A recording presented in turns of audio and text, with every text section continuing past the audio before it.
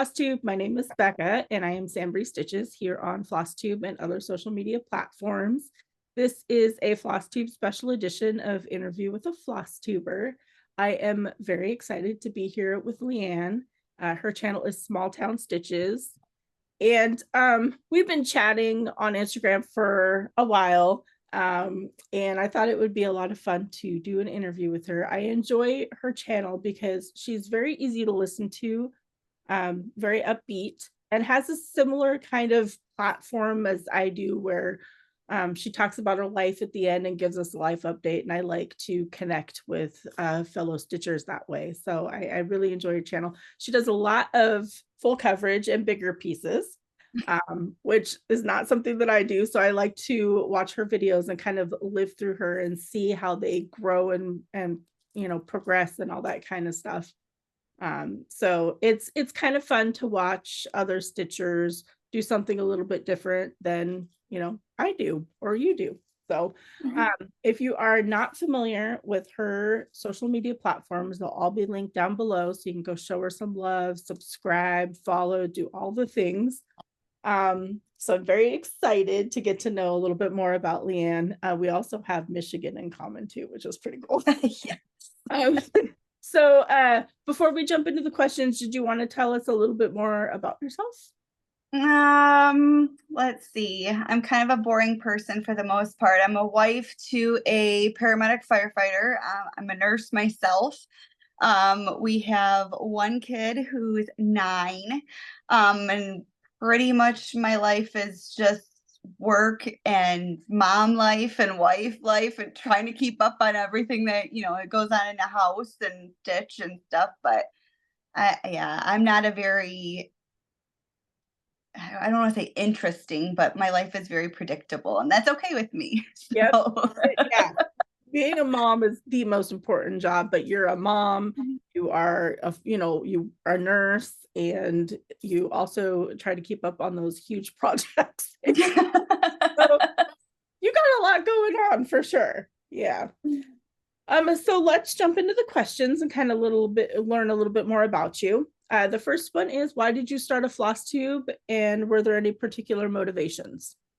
Oh gosh. So when I started my channel, there wasn't a lot of Flosstubers out. We had like the old school, like Carolyn, the Flosstube Stitcher, before she changed her channel name and became the Flosstube Stitcher. There wasn't a lot of people doing it. And my channel will be 9 years old this December, actually. So yeah, I just thought it was interesting. And back when I first started, I was doing a lot of like Clouds Factory and stuff like that. But I just thought it was interesting and figured, kind of why not? So my channel has gone through so much evolving over the last 9 years as I have, and it's seen me through nursing school, and it's seen me through like all the other, things. So yeah, I mean, I guess I just figured, why not? Flosstube, when I started, was not nearly as big as it is now. It's huge now. I did not know 9 years. That's crazy. Wow. Yeah. So my daughter was 10 months old when I started, and she just turned 9 in February. So yeah. Yeah, so it has to be fun to watch yourself evolve then, because I can't remember if I'm coming up on 4 or 5 years, but I know how much I've changed since I've started. Like my tastes for stitching have changed since I started. Yeah, so 9 years, that's a lot. I did not know you were one of the OGs. That's pretty cool. Yeah. I mean, I don't have nearly as many videos as people that have been on for 9 years, because like I said, I've gone through a lot of life. Little kid, nursing school, different job changes and stuff like that. So there were months that I wasn't there because I didn't have the time. Yeah. So yeah.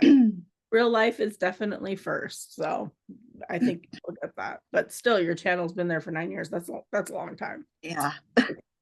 So how did you come up with your channel name? I'm a small town girl. I'm not a big city person. Big city stressed me right the heck out. Yeah, so I get it. I guess small town stitches just came from living in a smaller town and cross stitching. So there's nothing like, oh, profound about it. It's just me. And it's a representation of you. So I think that's pretty 100%. profound. Yeah. Yeah, that's pretty cool. I know my husband actually grew up in a small town in Michigan. I actually grew up in Portland, so it's a city, but I'm not a big fan of cities. Mm-mm. So I'd rather be in a small town or out in the woods than around, Yes. that kind of thing. So I totally get it. Totally. Yes. So how did you learn to stitch and how long have you been stitching?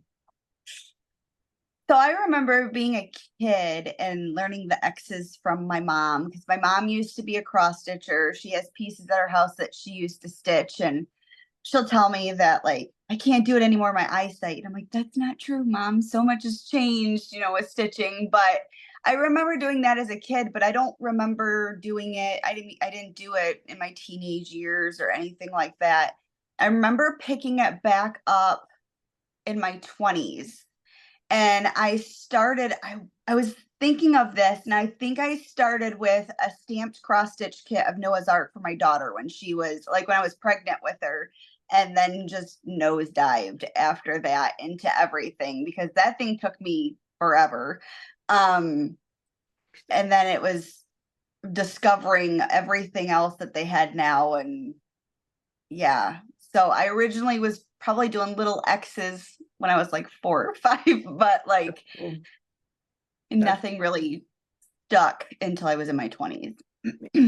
that's cool. I think I learned right about 1920 as I taught myself, and I did one of the stamped kits for my daughter Mhm. when I was pregnant. It was a Winnie the Pooh one. Oh my gosh, that's so awesome. Yeah, and it was just like so much backstage, Ah, but worth it because we still have that piece. Do you still have the Noah's Ark piece? yeah, she Okay. actually still has it in her room because we backed it with fleece. So sometimes it'll go on the car with her, sometimes it's in her room. It definitely doesn't cover her body anymore, but Oh, that's cool. I love that. That just makes it extra special. yeah, for sure. So, since you've been stitching for a while, do you have a favorite project that you've stitched so far? Um, I would have to say I would have two, I guess. The most recent would be my hometown hero firefighter I finished for my husband. That's kind of on our firewall. And then the other one I stitched a couple years ago would have to be my wedding vows. I stitched all those out and it's a gigantic piece, but I have to say, I guess out of everything I finished, those would probably be my two favorites. Nice. Nice. Yeah, you in that full coverage. I don't know how you can, Oh my gosh. I don't know. I think I have, well, I did a full coverage and I completed it for my husband, but that's only because he kept, you know, checking. Uh-huh. Yeah, but I have other ones that are just sitting there. So, what do you enjoy most about stitching? Um, Looking at a lot of or listening to a lot of other people's interviews, I would have to agree. I think it's just a time to kind of zone out. It's relaxing to me. I don't really know what it is about it, but it keeps my hands busy, but it lets my mind focus at the Yep. same time. And I found the more I stitch, I cannot sit and just like watch TV without my hands moving, whether it be something. I'm just like, okay, I'm gonna fall asleep. This is boring. I gotta do something or whatever. But I think it's just, I don't know, it's a way to keep my hands busy and it's just relaxing to me, I would have to Yeah. say. And I'm sure with your line of work, stitching is kind of like a decompression type of thing too, where you're just able to focus and decompress and relax and kind of do your thing. Because I mean, I don't have a stressful job or anything like that, but it's just, you know, anxiety and stuff like that. Stitching Yeah. is absolutely incredible. And it just blows my mind when people say, I don't have patience for that or something. I'm like, oh, it drives me crazy, but I don't know. Okay, we're gonna get out of Stitchy talk a little bit and learn Okay. a little bit more about you. Boy. So do you have a favorite genre of book or movie? I do. I'm one of the weird ones. My favorite would have to be documentaries. I'm such, I don't know, I would say a nerd when it comes to that, but like a lot of the typical movies that, they people put out and stuff just don't interest me for whatever reason. I want to go back and watch World War II documentaries or medieval time stuff, but I think I've watched every documentary pretty much on Netflix and Hulu, so they need to come up with some more. Anybody has ideas, leave them in the comments. Exactly. I watched them on YouTube. I was watching one on King Henry VIII the other day, and it was very detailed. And I was like, man, this is like in depth. And then I realized the documentary was 4.5 hours long. But a lot of times for stuff like that, whether it be books or stuff like that, I will kind of just have it as background noise when I'm working, instead of like an audiobook. So I just not a lot of times I don't watch it per se, but I listen a lot of times to it. But yeah, documentaries would have to be my favorite. There's actually quite a few Stitchers that have said kind of documentaries, history, that kind of. So it's just it's crazy how so many Stitchers have so many things in common. I say that Yeah, I agree. But it just blows my mind. So if you could choose a fictional place, where would you choose? And it's funny from going back to past interviews that you've done, like a lot of people kind of say the same thing. But if anyone's watched my channel before, I'm a huge Lord of the Rings nerd. Yep, I knew you were gonna say that. So mine would probably have to be either the Shire, which I know is kind of common, or I would love to go to like Hogwarts if it was real, like one of those two. But like, I don't know. The Shire would probably be me. Yeah, for sure. Yeah, I just watched your video where you showed all your patterns. You just thought, well, she's gonna be busy for a while. Yeah, man, every time someone posts something Lord of the Rings, I get like comments from people like, "Did you see this?" Yeah. Yes, I did. That's me with Bigfoot, basically, is I'll get tagged and all that stuff. Yep, I love it. Love it. So if you could choose to do anything for a day, what would it be? Oh man. I'm not really hard to please, so it could be as simple as a day off from work, spent with either my family or just kind of curled up on the couch stitching.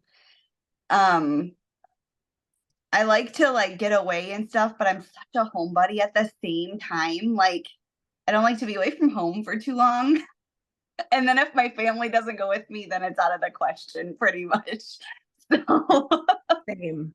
100% same. a lot of people don't understand that, but I don't know. I'm such a homebody, and my family is my comfort blanket. So yeah, I get it. People ask why I don't go to a lot of retreats. One, they're expensive, but two, 100%. Yeah. Yeah, but two, like my husband won't come with me to a retreat. He came with me to Nashville, but that's different, but he's not going to come with me to a retreat. And not to sound, I don't know, mean or anything, but I would rather spend time with my husband. Like, even if it's just like sitting downstairs and I'm stitching and he's playing World of Warcraft or something. Yep. I'm the same way. Like, I don't and going to like my local meetups, even then, like I'm excited to see my local stitchy friends, and it's just a couple of hours, but part of me when I'm packing up is like, do I really want to go? Yeah, I understand. Yeah, A lot of people love retreats, and I'm happy for them. It's awesome to hear about them and to see things that they've done and whatever, but like I'm 100% like you. Like, my husband's not going to go to those. And I don't want to like just leave. My husband already works 24-hour shifts at a time. And I don't know. It's just the appeal for the retreats isn't there for me like it is for a lot of other people, I would have to say. Yeah. So I think I'm the same with you. I would choose to be home. I am going to a retreat at the end of this year, but it's just still local. So if I want to come home, I can. You need to just Drive. But yeah. So do you happen to have any other hobbies besides cross stitch? Let's see. I like to garden. I like to can. I crochet a little bit. Mostly just blankets, which isn't super complicated for people. But those would have to be I guess my things. I I like to cook, stuff like that. But yeah, gardening and crochet would probably have to be my thing I want to on learn to top of crochet. stitching. Man, I've tried to learn crochet. Let's just say that didn't go well. But I think That's like me and knitting. I can't figure out two things and how they work. I'm just like, I couldn't do that. But I want to make like the little animals and stuff. It's all over TikTok. I somehow I got on the oh, yarn talk and not cross stitch talk or whatever it is. And they just make all these little animals and stuff. And I'm like, oh, make that. I've never done anything like that. I just do blankets. So my daughter's like, we have to do this, Mom. This is pretty. I'm like, you can only have so many blankets in your house. Like, we don't need 700 blankets. I don't know. You can never have too many blankets. Did you make the one that's behind you?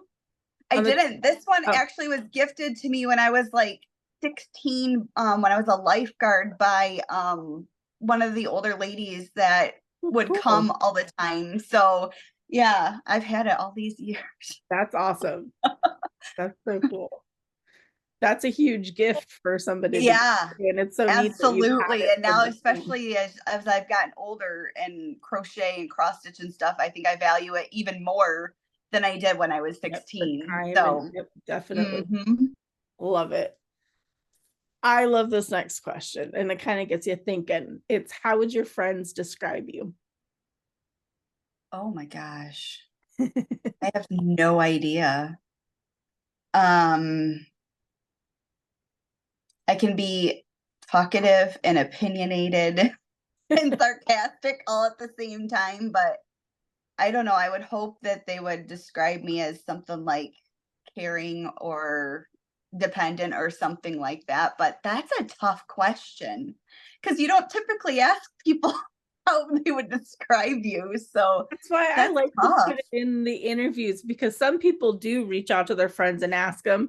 Other people that don't, it gets you thinking about how you perceive yourself or whatever. So they would probably also describe me as a home buddy, because that's just me.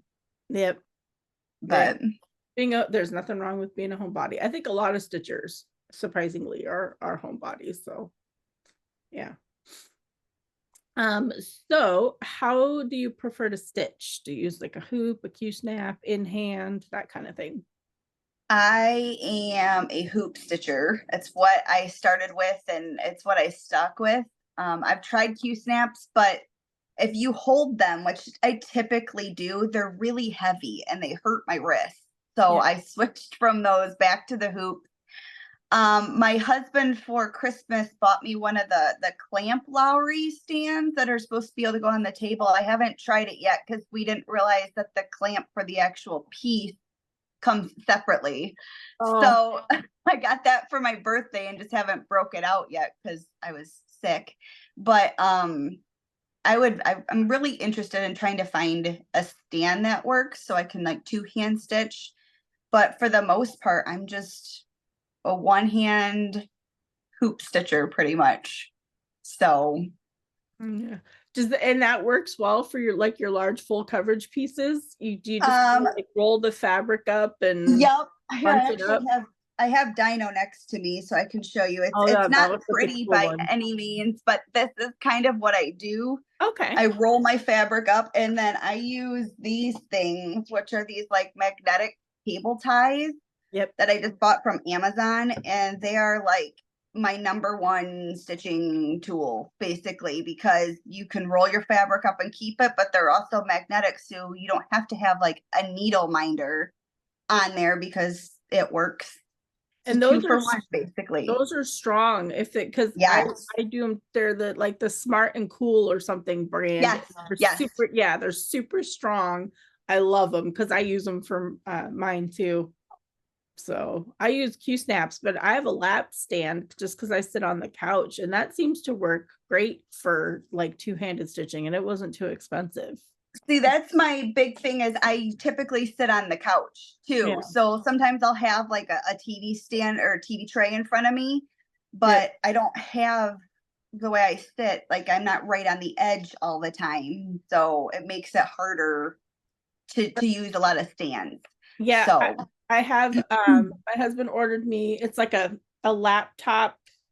It has the cushioned bottom, but it's a laptop, like lap table. And it's got the armrest, you know, for like if you're with the mouse, but it's got there, and I can set the lap stand on it and it won't slide because of that armrest. And so it sits on my lap, and then I have lap stand and I can two-handed stitch. It's like it's a you got the whole setup going on. I got the whole setup. So, you know, if you wanna know anything, let me know.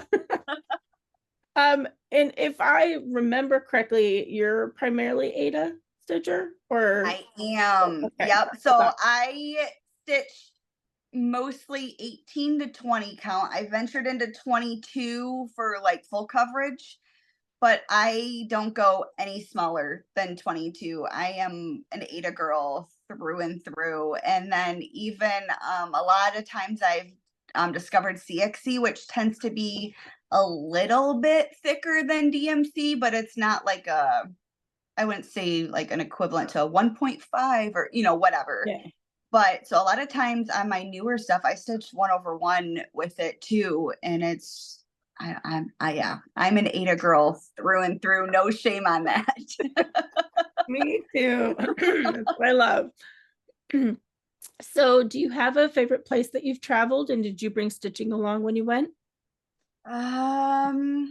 I don't do a lot of traveling. I mean, in high school, I went to Germany. I wasn't stitching at that time, but last year we went up to Tawas for vacation. And I did bring some stitching up with me. Of course, not a lot because I was in a camper. But yeah, I'm not one of those people, I can't stitch in the car. It makes me queasy. So I can't do it. Sometimes I can crochet, but I can't do it for long periods of time. But I think I brought, what did I bring last year? I think I just brought my Shannon Christine's Autumn Blessings with all the sunflowers I was working on last year. So I didn't really have to worry about taking over everything when I was working on like a full coverage or something like that. So I like to stitch in the car. We're actually, when our interview goes up at the end of this month, we'll be in Michigan, my husband and I, and we're going to stay with his family. I'm definitely bringing stitching. But we also have like a weekend getaway booked up at Boyne. Oh yeah. I think it's Boyne Mountain. Yeah.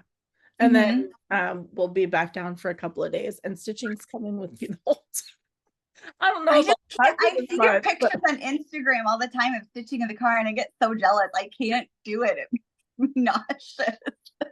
Yeah. And then you sit there like this and you're trying to find the hole, and I'm like, just forget it. Well, I've learned that Mill Hill kits are my thing in the especially in the Jeep, because the Jeep has it's an off-roading Jeep, so like it bounces a lot. Yeah. So it's easier with the Mill Hills because they're like 14 count perforated paper or something. But yeah, it's getting to be a little bit more of a challenge, but I still try and do it.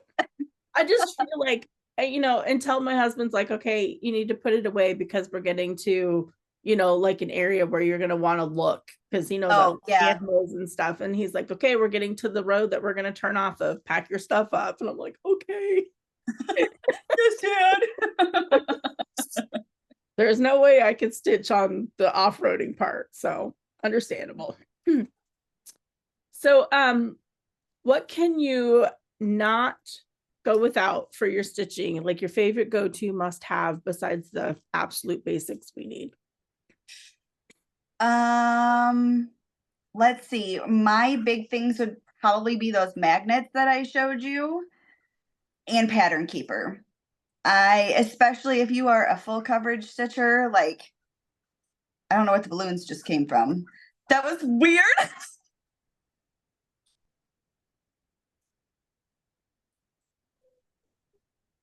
But Awesome.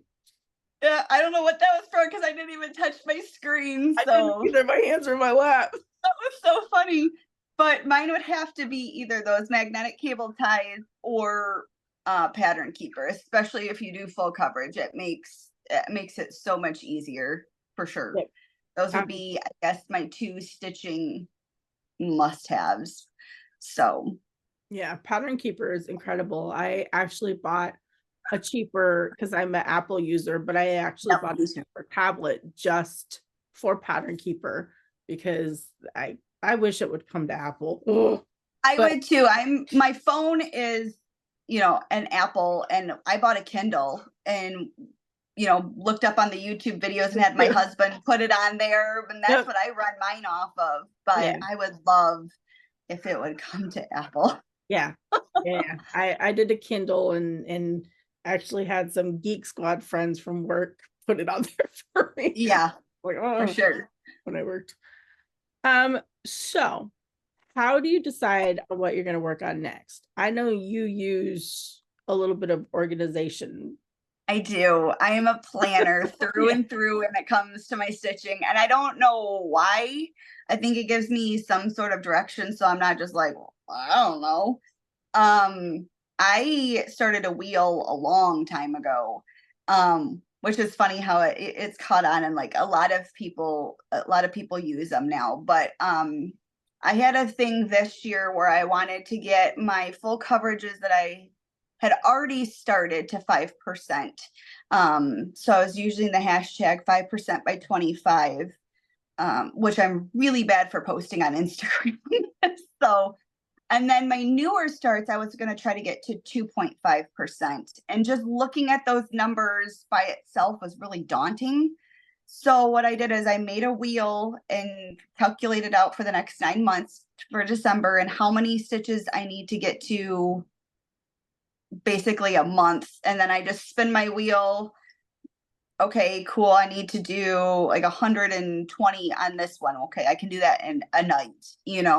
And so the next night I'll spin it again. So right now, the one that came up was my patriotic eagle, and I got to do, I think it's like 515 stitches on it for this month. But it's motivation to me because I'm telling myself if I get these ones done for my monthly goal, then I get to spin my wheel and pull out my other ones that aren't necessarily focused pieces for this year. So but yeah, I'm a planner. I've tried the wheel. I think I tried it for like Mania one year and I couldn't do it. It would pick something and be like, I don't want to stitch that. I've done that before too. It'll come up and I'm just like, no, Yeah, don't feel like that one. Let's spin again. There's actually not very well, I shouldn't say that. Out of the interviews I've done, there's just a handful of y'all that are planners. I can't just do willy-nilly because then I don't know. I feel like some would get progress, some wouldn't get progress, and then I don't know. And it makes sense with you having larger full coverage pieces and stuff like that you're working on, that planning may help guide those a little bit more than those of us who just stitch, smaller pieces or something like that. So it makes sense. That way you can kind of see some progress, because I know it's a little hard to see progress when you're working on full coverages for the most part. So before we get to the last question, okay, I'm just curious if there's anything that you want to share with everyone that they wouldn't typically know about you. Something that they wouldn't typically know about me. Let's see. I guess an interesting fact about me that I don't ever share on YouTube is I was actually born a military brat. My dad was in the Air Force, so I was born in Germany. That's and cool. on the Ramstein Air Force Base. So, and then, moved to Biloxi, Mississippi. But I've been in Michigan for, oh my gosh, for 32, 33 years of my life now. So, but yeah, that's something not a lot of people know about me is. That's cool. That's pretty neat. Military family. Love it. Yeah. So, last question. And Okay. it's my most favorite, and I love it just ending the interviews with this. What's the best thing that has happened to you within the past couple of years? Oh boy. I feel like the whole pandemic and stuff has affected our family and hasn't affected our family as much as other people at the same time, because being in the healthcare field, my job never stopped. Like I never went home. I still had to, go in, and it was weird, like driving into work every day and being the only one on the road, or something like that. But my husband was originally off of work due to a knee surgery, but COVID actually, I guess, instilled in him the wanting to come back to work. So not only did he come back to work, but last summer he got full-time fire medic, which has been his dream job for like ever. So that's been something huge. And then it'll be August this year, 2 years prior, I accepted a different job, and I now work remotely. So I work from home. So that's been a huge blessing and adjustment at the same time. So I know the last couple of years have been a struggle for a lot of people, and we've had a struggle just because, my husband's had multiple surgeries and stuff like that he's gone through. But there's been so many positives in the last couple of years for us as well. And I try to be a positive person. It doesn't always work, but I try to focus on those positives and the way our lives have changed for the positive in the last couple of years. So. Love that. Yeah, you've gotten a lot in the last couple of years. That's exciting. Yeah, And for especially, sure. like I get, my husband's been through surgeries too, so I get the recovery time and the determination for getting back to what they deem as what they were like before the surgery, kind of thing. He was very determined to not let that keep him down. And it sounds like that's the same with your husband. And for him to get full time after going through all that is incredible. So yeah, for sure. And then on top of it, they were all worried about, because they have to take like an agility test that they have to pass within so many minutes or they can't continue on. And not only did he pass it, but he had like 2.5 minutes to spare, and stuff like that. So he'd actually got a better time than people younger than him. So he was all very determined. He was yeah. That's cool. That's cool. Well, I'm glad. Yeah, COVID the past few years has been really rough, but that's why I like asking this question is, I just like people to think of the positive that has come out of it, because there was so much negative all over the news and social media and everything, but there's always positives that come out of it too. So absolutely. Yeah.